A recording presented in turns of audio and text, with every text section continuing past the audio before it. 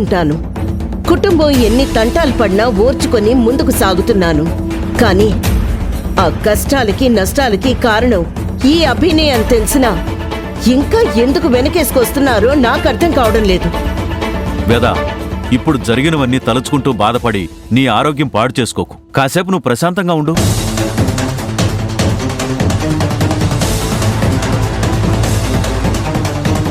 అభి, నువ్వు దేని గురించి ఎవరి గురించి భయపడాల్సిన అవసరం లేదు.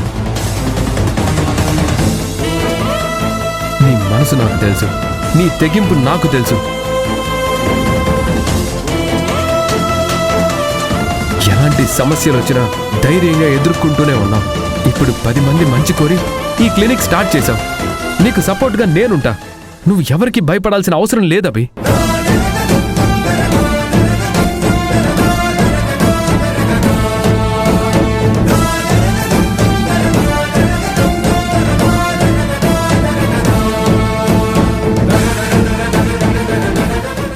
ఏంటైరేంద్రి ట్విస్టుల మీద ట్విస్టులు?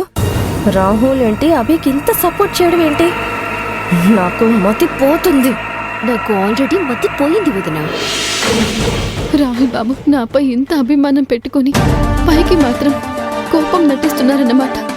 ఏదైతేనే రాహుల్ బాబు నాకు సపోర్ట్ చేస్తుంటే నేను ఈ ప్రపంచాన్నే గెలవగలను అన్నంత ఆత్మవిశ్వాసం కలుగుతోంది.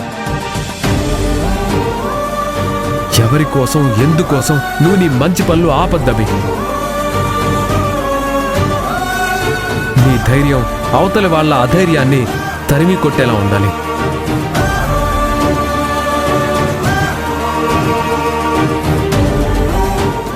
నీ విజయం ఎంతో మంది మనసులు గెలుచుకోవాలి. నువ్వు చేసే మంచికి, నీ మంచి మనసుకి అంత మంచి జరుగుతుందవి. భయపడకు, బాధపడకు.